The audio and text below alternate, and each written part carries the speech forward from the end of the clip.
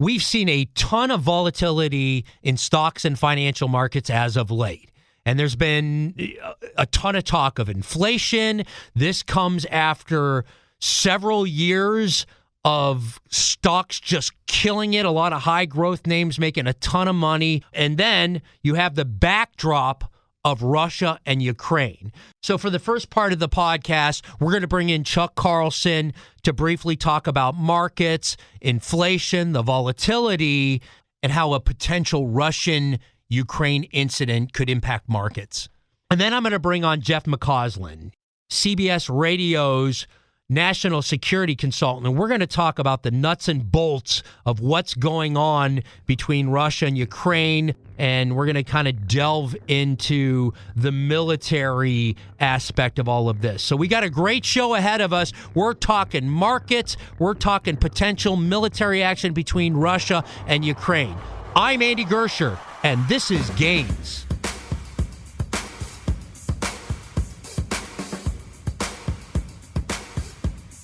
All right, first of all, let's bring on Chuck Carlson, CEO of Horizon Investment Services, publisher of the Dow Theory Forecast newsletter in Hammond.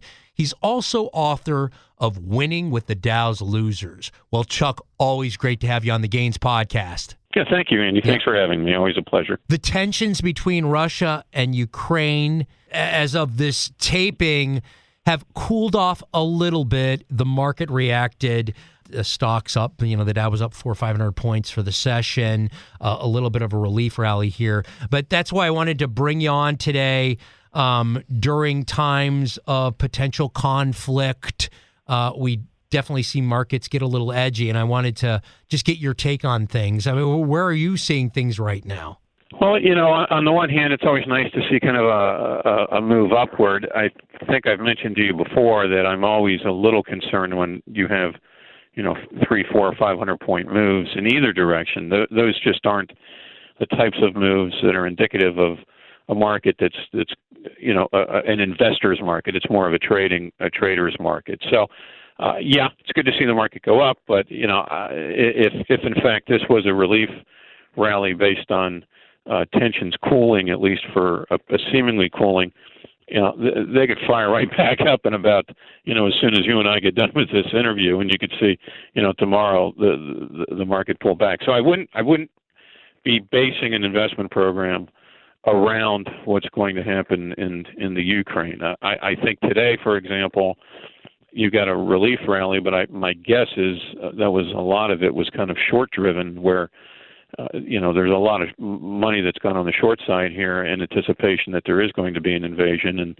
any kind of whiff that maybe that's off the table is going to get the shorts covering, which I think we saw today. Again, those aren't typically the sort of sustained moves that you like to see, but, at least for today, we'll take it. Well, and then the other thing is Ukraine-Russia even really moving the market. It's not necessarily a big deal for economies. I mean, there's a geopolitical thing here and there's an energy thing here, but is there a possibility that Russia, Ukraine, that's just kind of saber rattling in the background? And, we've talked about what really moves markets. Is this even a factor here, Chuck? Well, that's a good point. I mean, it's certainly probably a factor on, the day-to-day activity, but it is not among those three primary engines of sustained moves in the market. And those are, again, corporate profits, interest rates, and inflation. And today, while it would appear to be a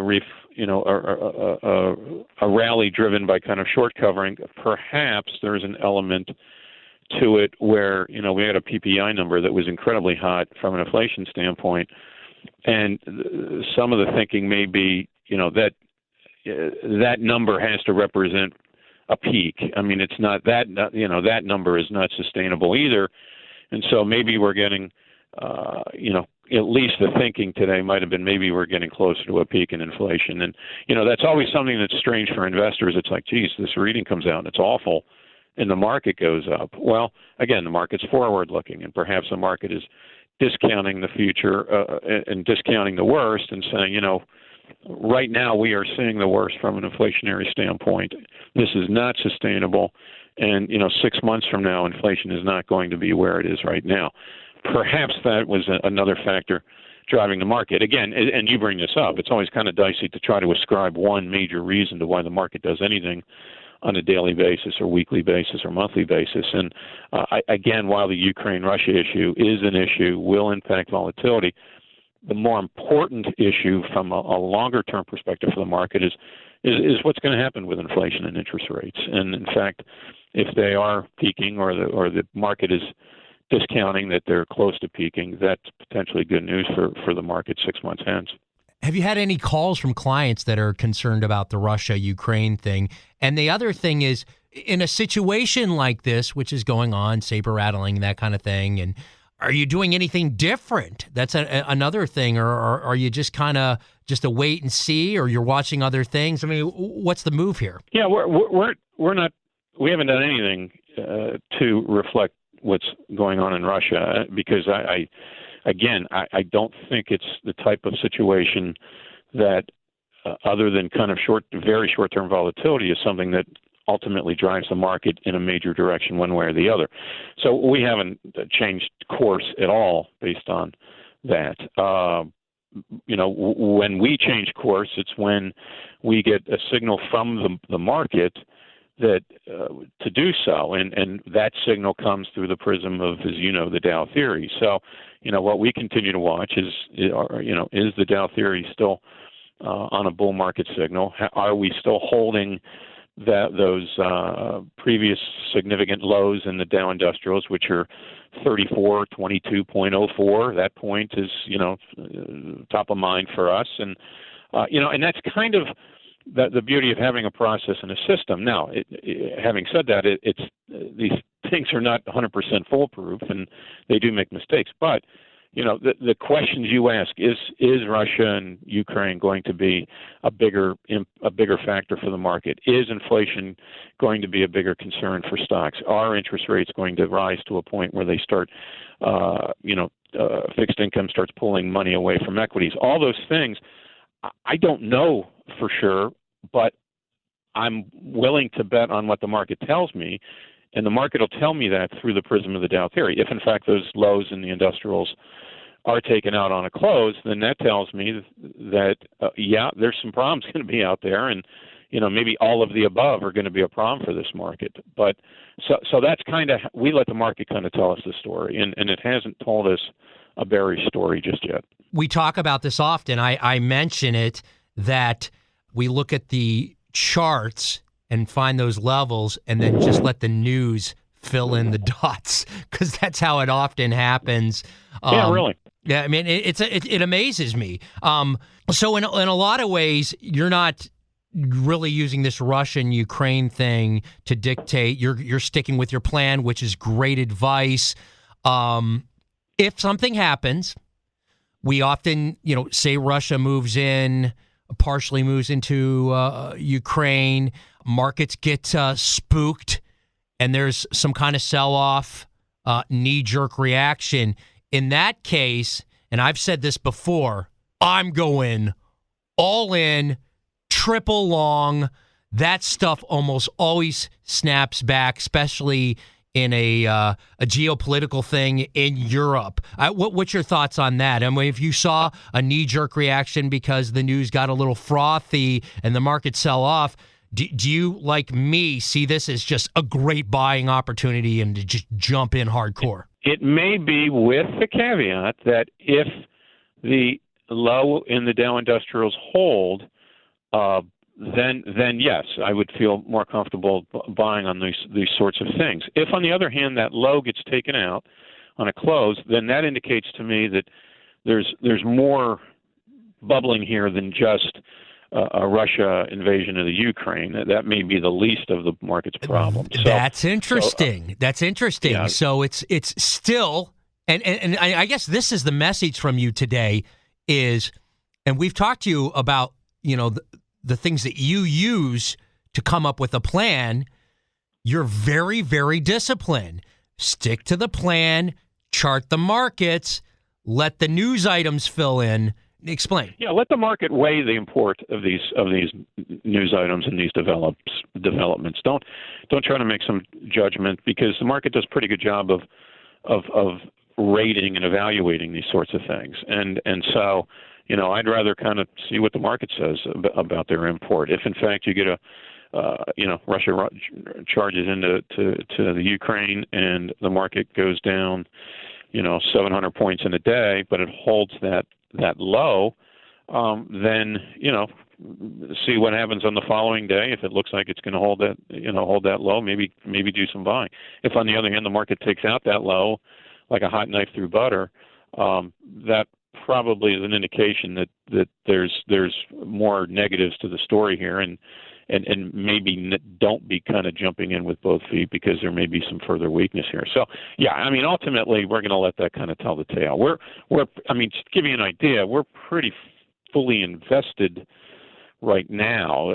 We probably have accounts anywhere from 89 to 93% invested in stocks. So it's not like we don't have plenty of skin in the game. So that's and the reason for that is that we're still finding opportunities, and we still believe the primary trend as per the Dow theory is still bullish. Now, if that would change, we would become more defensive. We'd raise some cash and pull our horns in a little bit, but we haven't gotten there yet. And it's interesting that with all the Sturm und Drang and all the craziness and all the volatility and all this geopolitical stuff and inflation and interest rates and all that, that low is held pretty closely, and we're almost as close to a new all-time high in the Dow Industrials as we are to a significant low in them. So, and all of this action and discounting that the market has done, it's hung in there pretty well, and I think you have to respect that, and we do. And I think that's a great point to make. Avoid the headlines, getting caught up in the emotion.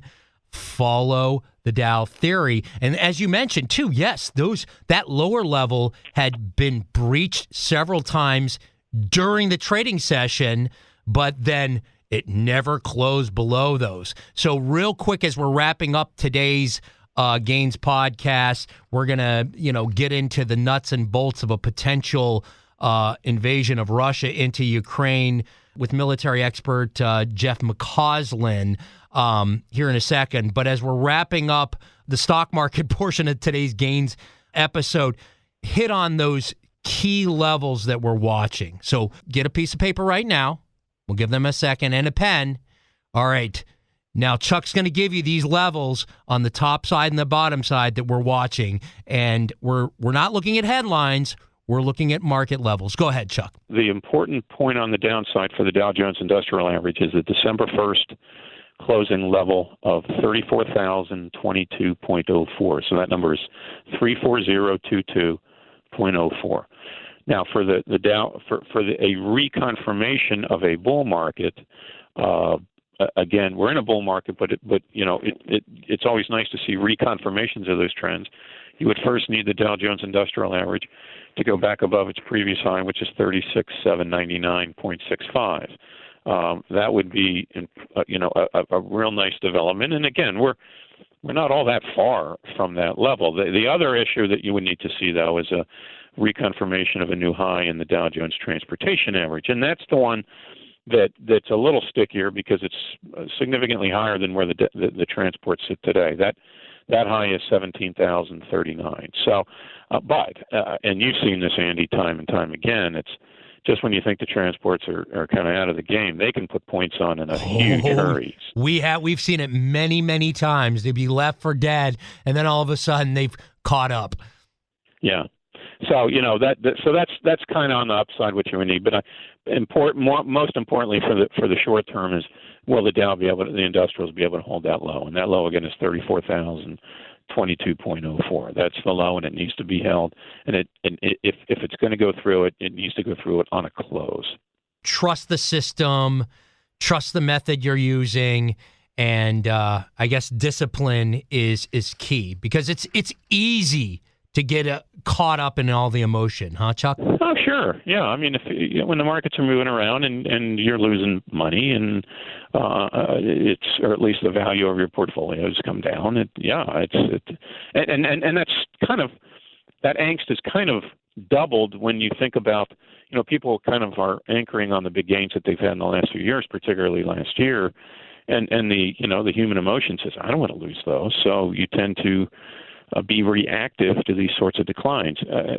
Investors should really try not to do that, because typically you're probably, my history and experience has showed that you tend to sell right at the worst possible time when the pain is the greatest, but that also typically signals bottoms or close to bottoms as well. So just kind of push that pain away. Any parting shots as we wrap up the markets portion of today's Gains podcast, Chuck? No, one thing is, we've taken a shine to a few energy stocks, and they have sold off today on, again, the thinking there is if you have this geopolitical tensions ease, that's going to, reduce crude oil prices, therefore reducing some of these the values of some of these energy stocks. That could happen in the short term. I still think that group is a decent group for 2022. So, I would look for an opportunity or two in those sectors, in the energy sector, if in fact you do get that sell-off on these tensions easing, if that continues. And then one last thing, I always ask you for it. Chuck is CEO of Horizon Investment Services, publisher of the Dow Theory Forecast newsletter, but he has something the Gains listener would be interested. Talk about that growth report that you often plug. We publish a newsletter that focuses on smaller companies. It's called Upside, and for your Gains listeners that want a bit more action but in quality, and we don't do anything in meme stocks. I mean, these are quality, low price or low cap, small cap, and mid cap stocks. This is a nice newsletter. We've been doing it for a long period of time, and I think we're pretty good at it. So you be the judge, and you can get a 30-day free trial of Upside. Just go to the website upsidestocks.com, and you can sign up for the free trial there. That's upsidestocks.com. Always appreciate it, Chuck. We'll have you on the Gains podcast again real soon. Thank you, Andy. So that's going to wrap up the markets portion of the Gains podcast. We're going to delve into the military aspect of this in just a second after our break. Hey, real quick, be sure to subscribe, follow, leave us a 5-star review on Apple Podcasts if that's an option for you. And as always, subscribe and turn on those notifications so you know when a new episode drops. We are back Thursday afternoon. We're going to look at the military aspects of Russia and Ukraine when we get right back from the break.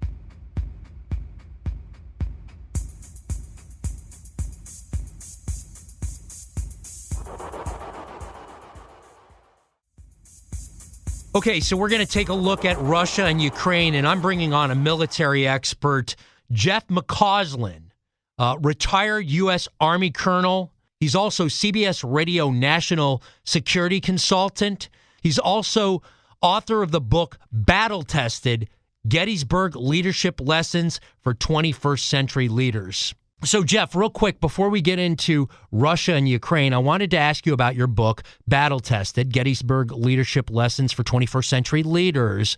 You have a military background and have looked at things from a military lens, but a lot of the lessons you've learned along the way, especially on leadership, can be applied to organizations across the board. Kind of explain that for us. That good leadership is good leadership. Cultures of organizations will change somewhat, but the essential principles of good leadership, it doesn't matter if you were back leading the Israelites out of Egypt or you're a 21st century corporate leader, those remain the same.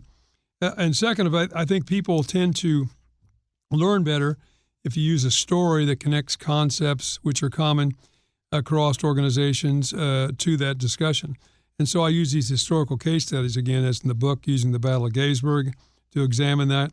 But it's also my belief that if you visited an organization, you were allowed free access, and you were a pretty intelligent person, or you had a group of people, and you had pretty free access, after some time, you could say how well or how poorly it was run. But if you were there when it was a crisis, well, good leadership or bad leadership is going to stick out in bold relief, allowing you to illustrate those common principles once again. So that's why I use these case studies. I find people enjoy them, and it gives them sort of if you will, an intellectual stickiness. The concept stays with them, I think, longer because they continue to tie that concept, emotional intelligence, strategic vision, effective communications, to that story.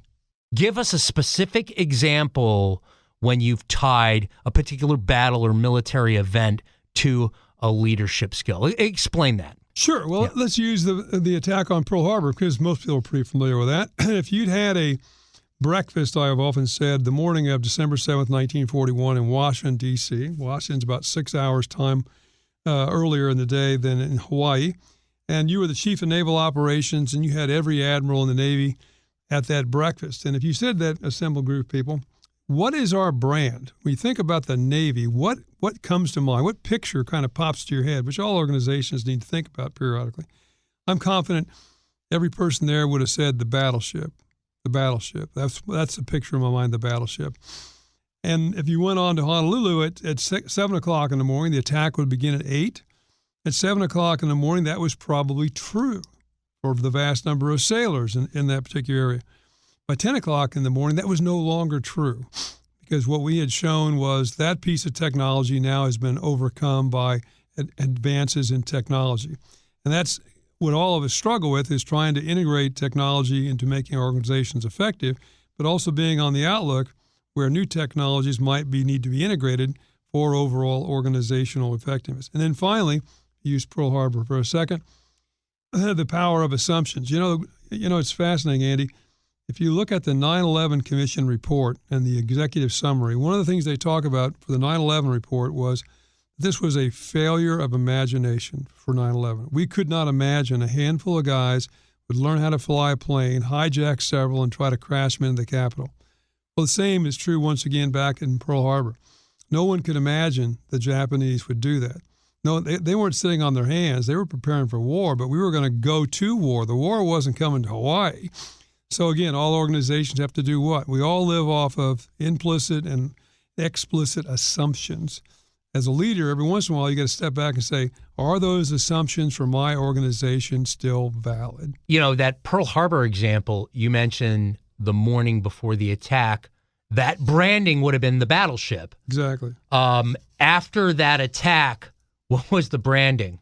Well, the brand was the aircraft carrier. Right. And what's fascinating as well in that regard, to carry this one step farther, it shows what I think during a crisis, the power of being a learning organization. Because the attack on Pearl Harbor occurs on the 7th December, 1941. By about the 12th of April, 1942, what happens? Well, the United States launches bombers off of an aircraft carrier, and we bomb Tokyo.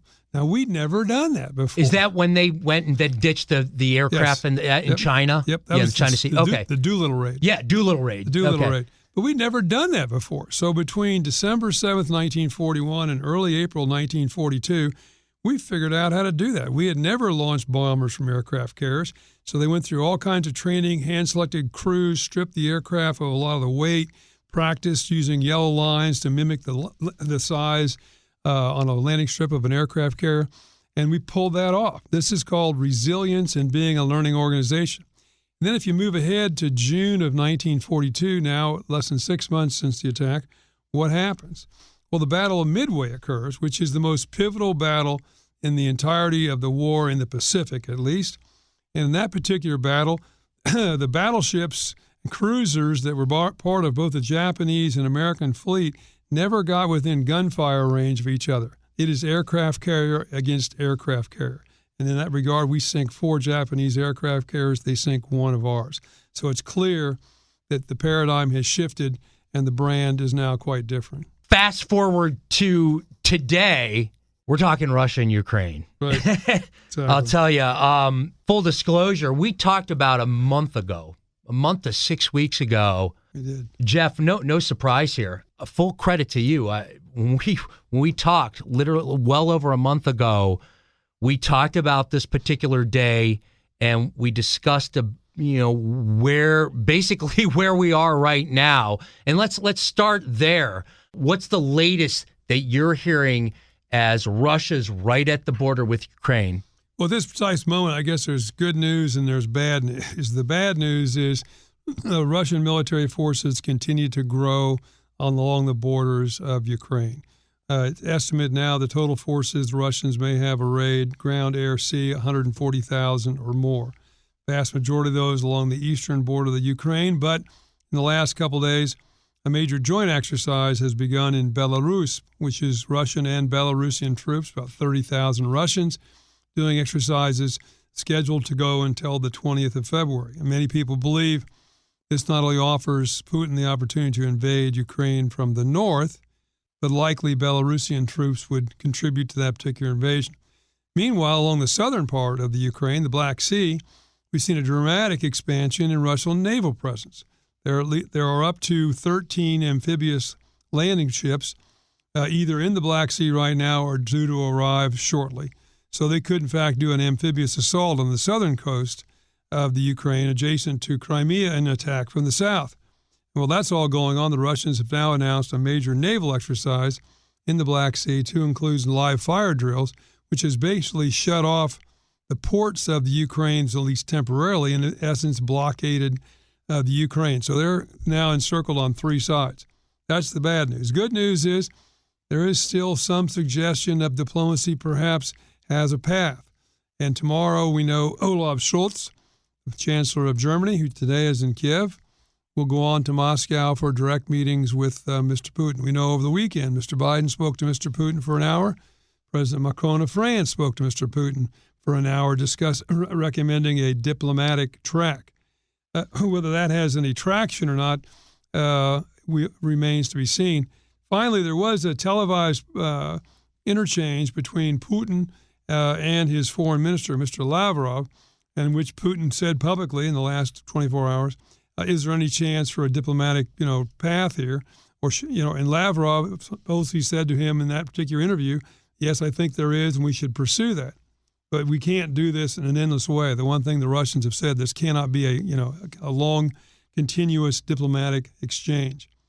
There's no doubt about it. This is perhaps the tensest situation we've seen in Europe since the end of the Cold War. We've seen satellite images of where the Russians have a lot of their troops. And I want you to explain this. They're in a position where you're either going to do something or pull back, and just kind of explain that dynamic, what we're seeing and why intelligence says, this could happen very, very soon. Yeah, and I actually went through this. I commanded a battalion during the Gulf War. And as we were preparing to invade Iraq in February of almost exactly, some 30 years ago, of 1991, we moved north up towards the Iraqi border, went into sort of marshalling areas, large areas, some distance from the border, make final preparation, refuel, rearm, get ammunition, all the supplies you're going to need.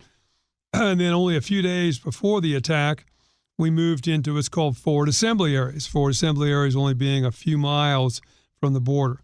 Well, that's what we see the Russian troops now doing, moving from those large marshalling areas at some distance from the border, now moving very close in more battalion tactical group formations. Troops now living out in the field in tents and whatever. So you just cannot keep them at that operational edge for an indefinite period of time. Now, there was a famous foreign minister of France back during the end of the Napoleonic era who once said, the one thing you can't do with bayonets is you can't sit on them. So once you get to that position, it's go or no go, and a decision can't be made, but we can't stay in this position indefinitely. It's clearly they're going to either move forward, and that's why they think this might be potentially imminent, because they are in a position where they're either going to move, or I guess the alternative, they can't stay there, is then to back off. If Russia does move into Ukraine, they're bringing a lot of firepower, as you mentioned, an enormous number of troops. They've choked off the country on three sides. What would that situation look like if Russia did go ahead and make that move into Ukraine?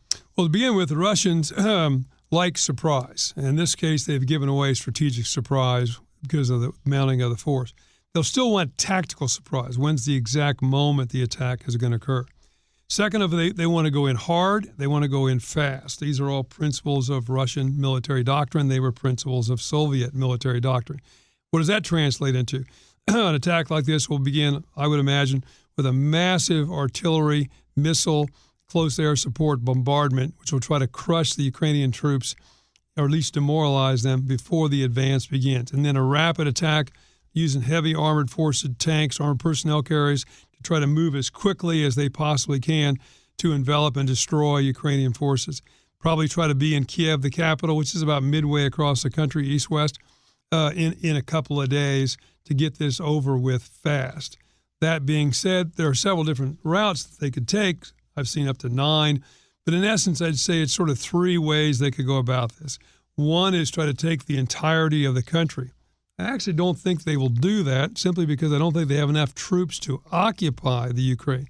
They may have enough troops to defeat the Ukrainian army, but occupying the whole country, well, goodness, it's the size of Texas and there's 40 million people. You'll need a lot more troops to do that. They could move halfway into Ukraine as far as the Dnieper River, which runs north-south, take Kiev, put in some kind of a puppet government that does whatever they tell them to do, and call it at that. Or they could move in a much more limited invasion, if you will, scoop up these 2 provinces that have been under rebellion, supported by them since 2014 in the Donbass region, perhaps seize some of the territory along the Sea of Azov to connect Russia proper with Crimea, and perhaps move north out of Crimea somewhat to secure water supplies, because one problem Crimea has is only 10%. It has only 10% of the fresh water it needs. So Crimea right now is dependent on Ukrainian fresh water, and the Russians might want to eliminate that problem. If Russia goes for Kiev, it's fast and straight there. Do you think it's more apt that they take some of these territories that, the population on the ground, often a larger number are leaning towards, wanting to be part of Russia? Those seem to be really easy areas to, take over, that you may even have locals waving to tanks as they pass by. Which route do you think is most likely? And I guess the big question is, why does Russia want Ukraine anyway? I mean, there's going to be a lot of expense involved there. There's just a lot to this. If you could explain. Well, of course, he has some military means and political ends. Okay. And the political end here is to make sure that at the end there is a government in Kiev that is subservient to Moscow. Because one of the objectives that Russia has had ever since Putin has become president is to at least reassert political control over those countries that have large Russian populations. Putin has said, for example, that the end of the Soviet Union was the greatest catastrophe of the 20th century. He's also said that where there are Russians, there is Russia. And he's gone on and on about that. In 2008, when, at the behest of George W. Bush, President of the United States, NATO offered membership at some distant point to Ukraine, Putin was at that NATO summit and supposedly told George Bush, George, you have to understand, Ukraine's not a real country. There are cultural, historical ties that bind them to us, which are eternal. Now, a lot of people believe, as you suggest, Andy, that the Russian population, which is primarily in the eastern and southeastern part of the country, might find this attractive. That being said, I've read a great deal over the last few months that as this war in eastern Ukraine has gone on, which has gone on since 2014, 14,000 Ukrainians have died. And over that period of time, as the Ukrainian economy has improved somewhat, a lot of those people's enchantment with being part of Russia has gone down pretty rapidly. So I'm not quite sure he's going to see rose petals in front of the tanks as he might think. That brings us to, do you just take those areas, or do you go all the way to Kiev? What's the strategic move here? The strategic move here is whatever I do, I've got to make sure when this is over that my political objective is attained. And that political objective is I got to get rid of this guy Zelensky and his government in Ukraine. I got to bring in a government that is willing to be subservient to Moscow, a government that would reject any notion of joining NATO. I've got to do that. I can do that directly by going all the way to Kiev and taking down the government. I can do that indirectly, perhaps, by defeating and crushing the Ukrainian military forces, combining that with disinformation, coups, cyber attacks, try to bring that government down, and then from the ashes, put people in place that are more subservient to me. But at the end of the day, my political goal is to get rid of this government in Kiev, to bring in a government that does what I tell them to do. Looking on our side of the ledger, obviously the U.S. is going to be forced to do some things here. They've move some troops into Poland, other places. Explain what the U.S. is doing right now. And then in a second, we'll talk about the big X factor, which I think is Germany in this. But let's talk about the U.S. first of all. What could they potentially do if things continue to get sticky here? The Biden administration has announced most publicly that 3,000 U.S. forces would go to Europe, and they have largely been dispatched. They have now announced that an additional 3,000 are on the way from the 82nd Airborne Division. 1,000 of those troops are part of the 2nd Armored Cavalry Regiment Stryker Group, which is based in Germany, and they've gone by rail and road transit to Romania. The 82nd has arrived in Poland with 1,700 paratroopers, and 3,000 more will arrive over the next week or so. We've also seen the positioning of more U.S. aircraft in the region, particularly in the Baltic republics and other places. And right now we have a carrier battle group operating in the Mediterranean, involved in a major exercise with 3 other carriers from 2 other NATO nations, Italy and France. So we got a lot of naval presence as well. So if, in fact, we see an invasion by Putin, what we'll see happen, I think, is a dramatic increase in U.S. presence. 8,500 troops here in the United States are still on alert. They might be moved very quickly to Europe.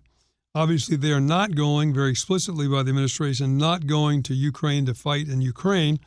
But where they will go is likely back to those countries that bore the Russian Federation who are NATO members, most notably Baltic republics, Lithuania, Latvia, Estonia, Poland, Romania, to both deter the Russians from thinking they could go any farther, though I think that's unlikely, but also to reassure, which is part of the equation, our European allies, those members of NATO, that the United States does, in fact, stand behind its NATO commitments. Because we've got to think this through, Andy. It seemed to me, and I worked in the White House, the one goal the Biden administration has is that the unity and cohesion of NATO, however this sorts itself out, is stronger on the other side than it was before. And at this crisis's onset, that credibility of the United States has somewhat frayed. Donald Trump, for 4 years, talked about pulling out of NATO, belittled all the NATO leaders, said at times the United States might not stand behind its NATO commitments, and that was not lost on Europeans. And furthermore, of course, the NATO mission in Afghanistan was what it was. The credibility of the United States suffered there when we made that rather catastrophic withdrawal of forces back in September. So the Biden people, I think, understand that, and this is an opportunity, perhaps, to reassure our European allies that in future we do stand together. Germany is the X factor here. There's an energy component to this. Explain why, first of all, Germany's the X factor, and then we can get into, the pipeline as well, which is it kind of plays into it. And explain that. Well, Germany is the X factor because the Germans have always been the one country, major power, and perhaps the strongest economic power in Europe. So they were one of the pivotal countries of NATO. The pivotal countries, of course, are the United States, Great Britain, France, Germany, to some degree, Italy, perhaps. Those are the big people.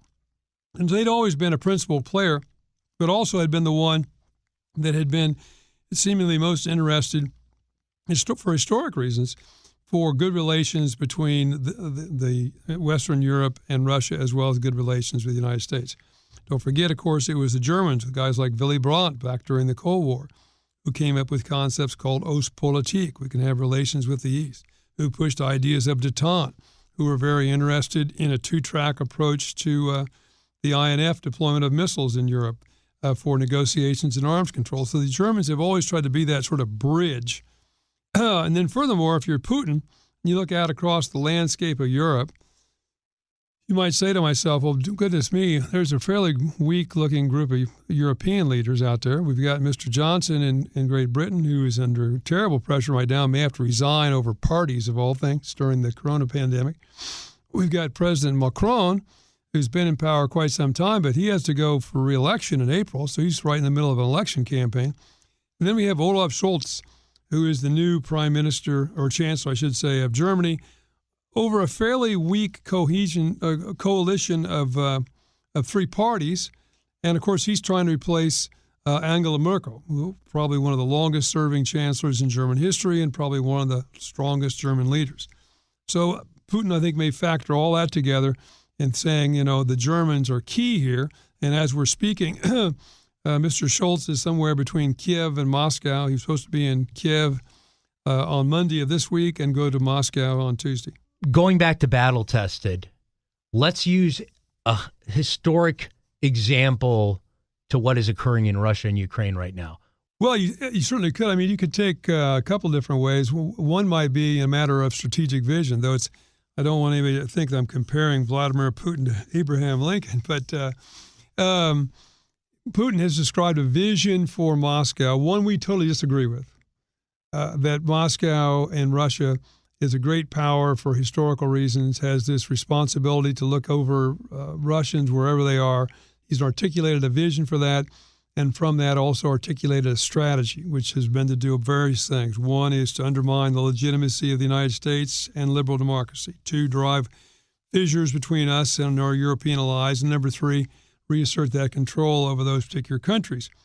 And he's implemented that strategy by doing a number of things. One, of course, he interfered in our elections, interfered in European elections, interfered in Brexit, had dissidents living in Great Britain assassinated using nerve gas.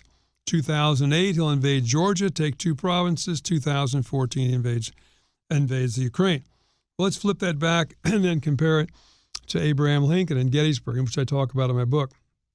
On the 19th of November, 1863, Abraham Lincoln will step up to the podium in the cemetery at Gettysburg to deliver the Gettysburg Address, 272 words. But he was also communicating a strategic vision, one that had a lot more grounding in morality and integrity than Putin by a long shot. But he was articulating a vision, and his vision is basically outlined by talking about where have we been, where are we right now, and where are we going. Where have we been 77 years ago, which takes you back not to the signing of the Constitution, but to the signing of the Declaration of Independence, which Lincoln thought was the foundational document for our democracy. We hold these truths to be self-evident that all men are created equal. Where are we right now? Well, the speech goes on to say, we are met on a great battlefield of this war. Where are we going? Well, we're going to a new birth of freedom. We're going to a new birth of freedom. So in essence, by doing that, what Lincoln had done was expand the vision, strategic vision for the war, like Putin expanded a vision for Russia. Up until that point, the vision for the war, the purpose for the war, if you were in the North, was to preserve the Union. That's what this was all about, preserving the Union.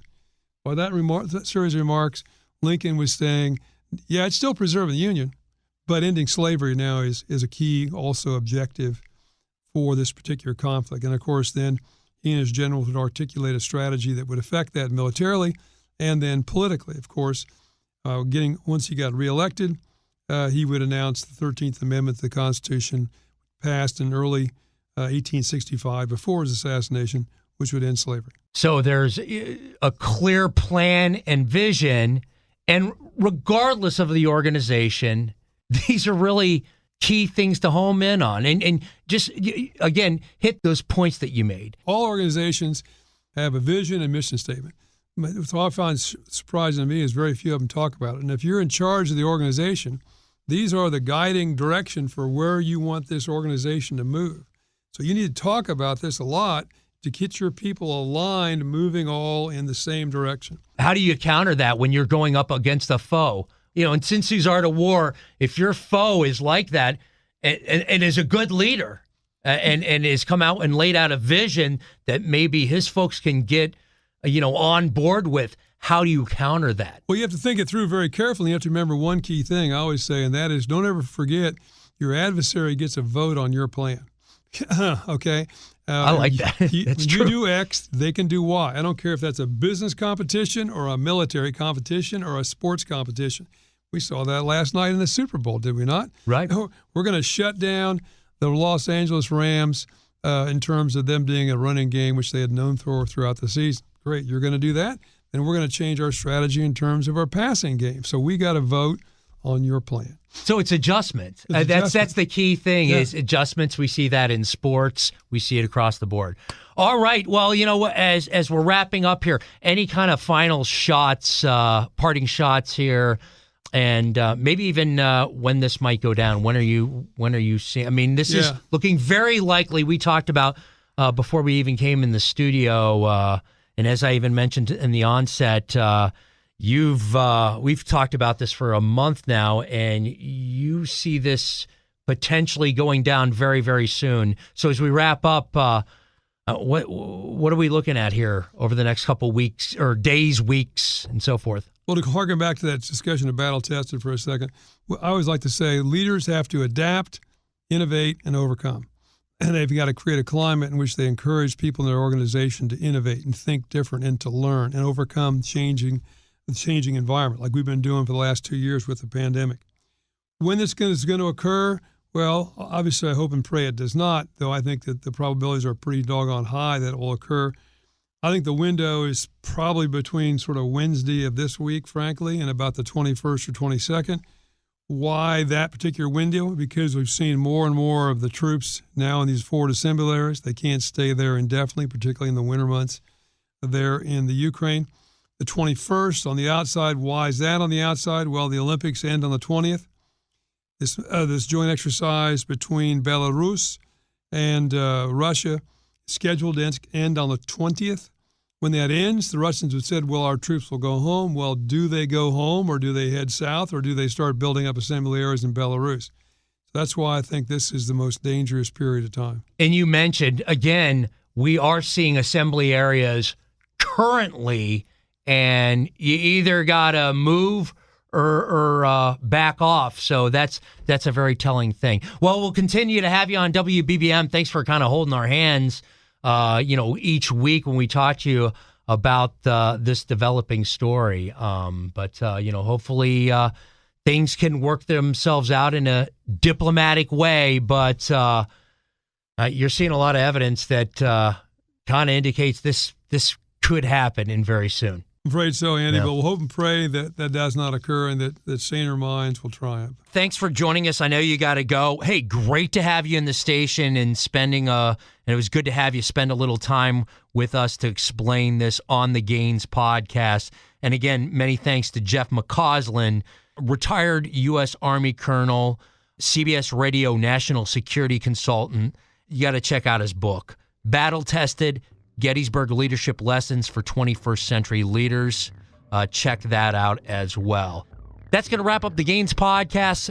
As always, be sure to subscribe, follow, leave us a 5-star review on Apple Podcasts, and then as always, subscribe and turn on those notifications so you know when a new episode drops. We are back on Thursday. A lot going on. We're going to continue the discussion then. Look forward to it. I will see you Thursday afternoon. A News Radio WBBM podcast powered by Odyssey.